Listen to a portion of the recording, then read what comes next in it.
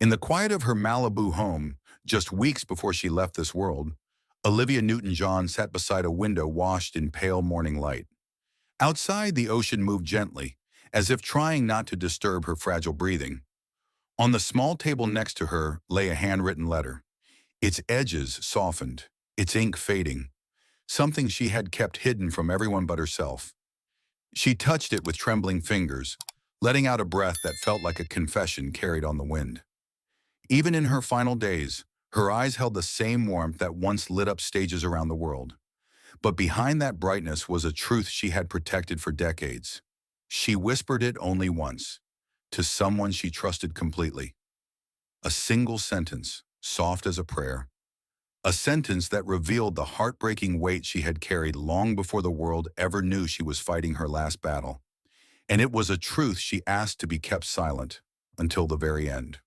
Before we go deeper into her story, remember to subscribe so you won't miss the moments where the lives of legends remind us how fragile and beautiful human existence truly is. Born in Cambridge, England in 1948, Olivia Newton-John would grow into one of the most beloved voices of her generation. But to understand her final secret, we must first return to where her light began. To understand the woman Olivia would become, the grace, the strength, the quiet resilience, we have to step back into the earliest chapters of her life. She was just 6 when her family moved from England to Melbourne, Australia, chasing opportunity and a fresh start. Yet even then, Olivia felt the weight of expectations settle onto her small shoulders. Her father, a stern but loving academic, believed deeply in discipline. Her mother, gentle and artistic, encouraged Olivia's creativity but feared the world was too harsh for a child as sensitive as hers. Olivia often described her childhood as peaceful but shadowed by a subtle loneliness. She was the youngest of 3, always trying to keep up, always trying to shine brightly enough to be noticed. She found her sanctuary in music. She would sit near the old wooden radio in the family living room, humming along to songs she didn't fully understand, but felt deeply. The sound of her mother cooking in the kitchen, the warm Australian sun stretching across the floorboards. These were the simple pieces of a world that felt safe, but beneath that warmth was something else, a fear of letting people down. Olivia later admitted that this fear followed her into adulthood, shaping her gentleness, her reluctance to burden anyone, even in pain. It became the silent thread woven through her decisions, from her rise to fame to the way she confronted her illness decades later. And yet it was also that same inner softness that made her voice unmistakable. When she sang, audiences didn't just hear notes. They felt her sincerity, her quiet longing, her ability to turn vulnerability into something beautiful. But as her talent began to bloom, something else was stirring, something that would lift her into unimaginable stardom and also expose her to the harshest spotlight of all. When Olivia Newton-John stepped onto a stage for the first time, there was something unmistakable about her presence, an effortless glow, a softness that somehow reached every corner of the room. By her late teens, she was already winning talent contests, recording early singles, and drawing the attention of producers who sensed the quiet power behind her gentle smile. But everything changed in 1978. Grease didn't just make Olivia famous, it transformed her into a cultural phenomenon. Her portrayal of Sandy, the shy girl who discovers her own strength, mirrored parts of Olivia's real life more than most people knew. She understood innocence, longing, and reinvention because she had lived all 3. The film exploded, and suddenly Olivia was everywhere. Magazine covers, award shows, concert tours. The applause was thunderous. The lights were blinding. The world adored her, and yet, even in the middle of this dazzling success, she often felt the familiar ache of quiet pressure. Fame was loud, but Olivia remained someone who cherished silence. On tour buses, she would sit by the window and watch the world blur past, her mind drifting home to her family, to the gentle life she sometimes feared she was losing. Her music career soared with hits like Physical and Hopelessly Devoted to You, songs that would define eras and generations. Behind every performance was a woman who gave more of her heart than she ever admitted. But fame has its price.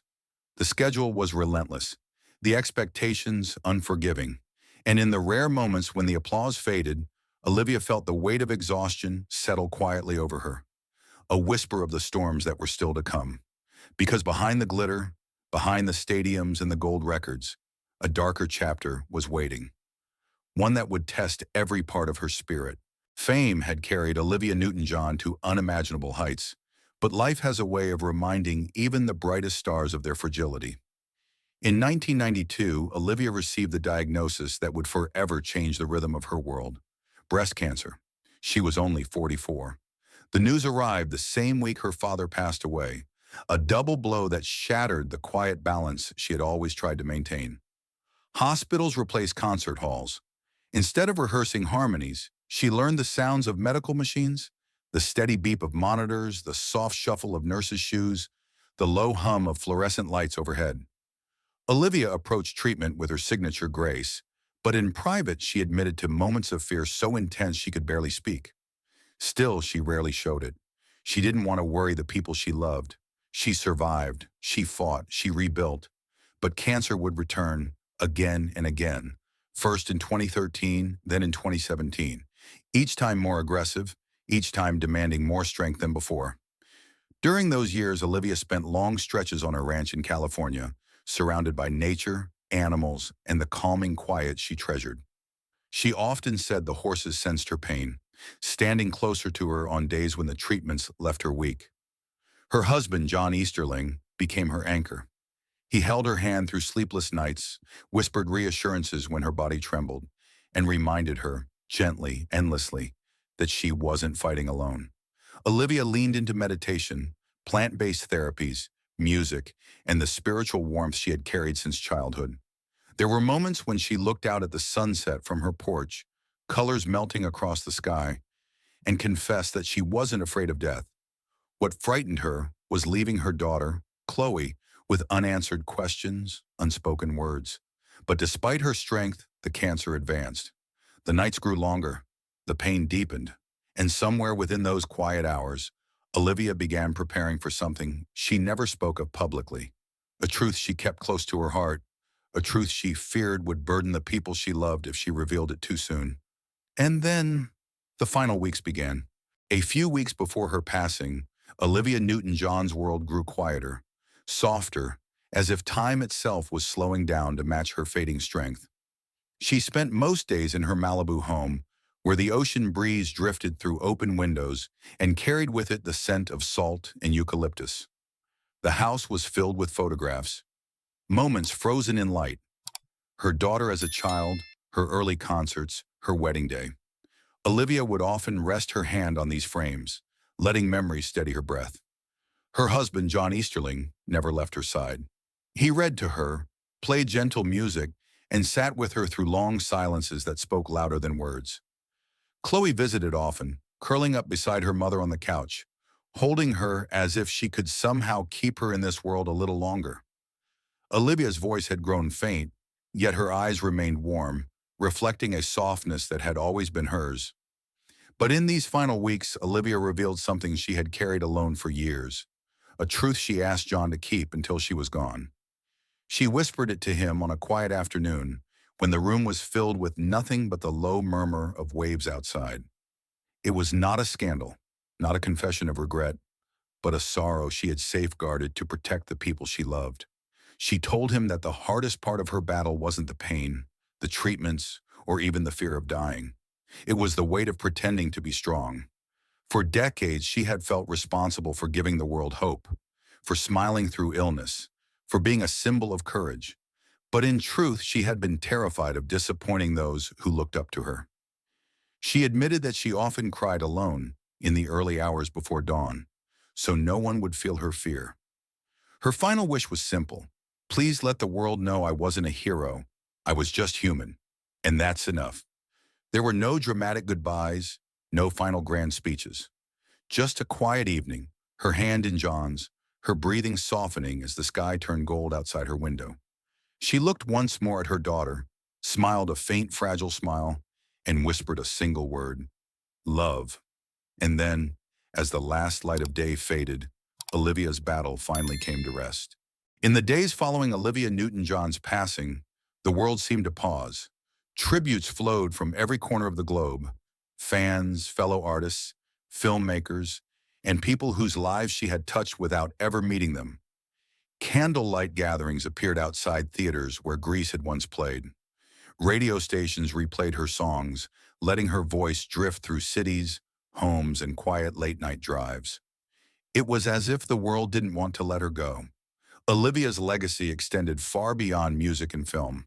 She left behind her groundbreaking cancer wellness center in Melbourne, a place built from her own pain, designed to offer comfort, hope, and alternative healing to those walking the same difficult path. The foundation she championed continues to fund research, support families, and provide care grounded in compassion. Her philanthropic work, estimated in the tens of millions of dollars, became one of the most enduring parts of her life's mission.